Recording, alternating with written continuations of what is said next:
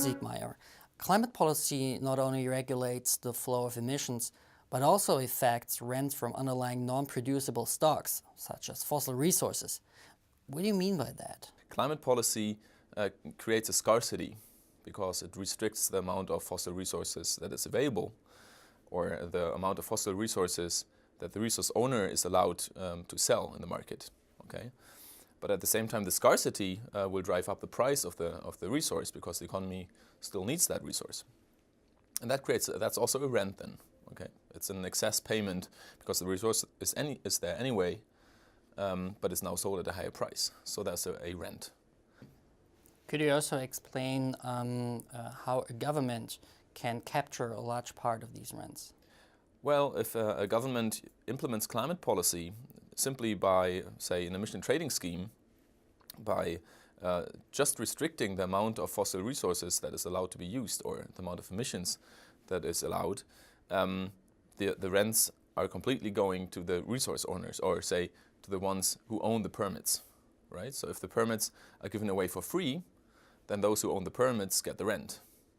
But if the government decides to auction those permits, the government will capture the rent. So if carbon pricing reduces the returns on fossil resource stocks, how will investors react? So if you have investors that have several investment options, for example, capital or fossil resource stocks, now you tax away the revenues from the resource stock, it's natural for the investor to turn towards producible capital for investment. Okay? And that way, then the capital level will increase. So if the economy needs more capital, and investors turn towards capital as an investment and invest less into fossil resource stocks, this is an improvement for the economy. And we call this, and this effect is what we call a macroeconomic portfolio effect, right? Because basically what happens is that investors reshuffle their investment portfolio in favor of capital at the expense of fossil resource stocks. What does this distortion by the so-called macroeconomic portfolio effect mean for welfare? Well, welfare increases if previously there was too little capital, right? So there could be a situation where the economy already has enough capital, and then investors investing more into capital, producible capital, and less into fossil resource stocks doesn't constitute an improvement. But if you think of capital as a very broad concept, including physical capital, human capital, and so on, there's reason to believe that in many economies there's too little capital, and that having more capital would be an improvement. And then if investors are discouraged from investing into fossil resources and encouraged to invest into capital in any form, that would be a welfare improvement. And what happens if an investor chooses not to spend money on fossil resources? If he chooses not to invest into fossil resources, the supply of that resource does not change. Right? The amount of the resource underground or the amount of extracted resources will not change. Whereas if he turns towards producible capital and invests more, as the term producible capital already says, there will be more capital. What does that mean for a government's policy?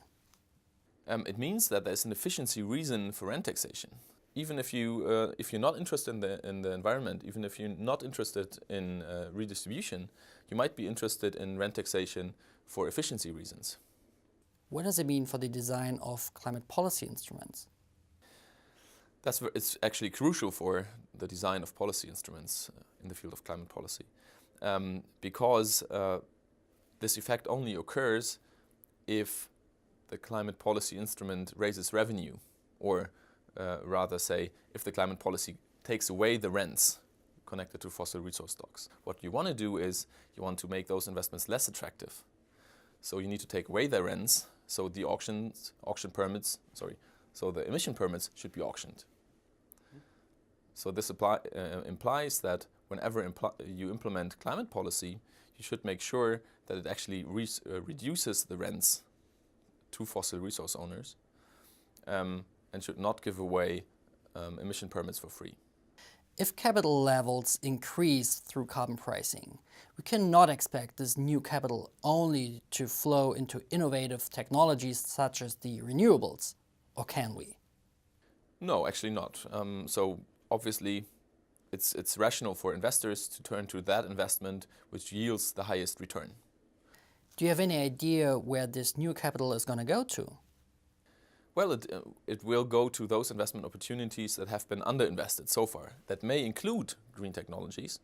So there's reason to believe that green technologies will have high returns in the future. The problem with green technologies, in some cases at least, is that they have learning curve effects. So right now they're not as profitable as other investment options. So one thing that the government could do to still direct some investment towards green technologies rather than just average or dirty technologies is to support the development of clean technologies. What else could you do with the revenues of climate policy? So you may want to consider first to use climate policy revenues to compensate between coexisting individuals, say. So you might have to, for political reasons, you might have to compensate some people who lose from climate policy, resource owners or owners of highly emitting capital stocks, say power plants, factories, certain sectors like concrete or steel production, cement production, sorry. And an alternative distributional aspect that you should keep in mind is that climate policy is an intergenerational issue. So one of the problems with climate policy is that it creates costs now, while benefits will only accrue to future generations. So the benefits accrue to the future and the costs accrue to the people now. And that's another reason why you may want to compensate today's generations, not because it's fair, but for political economy considerations.